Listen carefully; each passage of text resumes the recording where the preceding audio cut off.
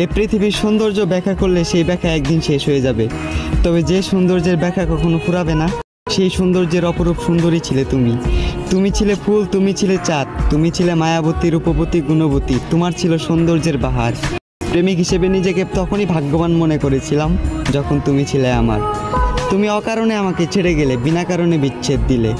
আমি আজও আমাদের মধ্যে বিচ্ছেদের কোনো কারণ খুঁজে পাইনি। তোমার প্রয়োজন ছিল দেখানো ভালোবাসা, আর ওই দেখানো ভালো আমি তোমাকে বাঁচতে পারিনি। আমি হয়তো বাবার মানিব্যাগ থেকে 100 টাকা চুরি করে তোমার সাথে দেখা করতে পারিনি, তোমাকে খাওয়াতে পারিনি, তবে আমি তোমার বাবার মতো প্রেমিক রূপে আমৃত্যু তোমার সঙ্গ দিতে চেয়েছি। আফসোস তুমি এই প্রেমিককেও মূল্যায়ন করনি।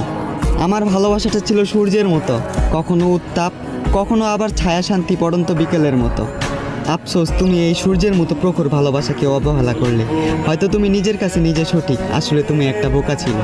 বোকা তুমি নিজে একটা চাঁদ হয়ে আরেকটা চাঁদের দিকে হাত বাড়ালে। মনে রেখো, সূর্যের কাছে চাঁদের সৌন্দর্য কিছু নয়, সূর্যের আলোতেই চাঁদ কিন্তু আলোকিত।